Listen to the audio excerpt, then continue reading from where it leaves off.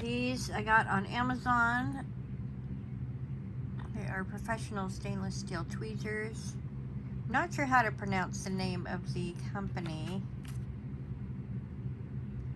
but they have the classic tweezers in here, a slant tweezer, a pointed slant tweezer, and a pointed tweezer. You can see them there.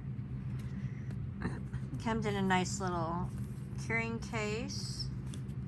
I feel like it's like a faux leather carrying case. And then the 4 different tweezers. So yeah, I've already used them a couple of times, and I'm very happy with them. I like them. They feel like they're going to be good quality. I'm sure the black paint will eventually start like rubbing off over time, but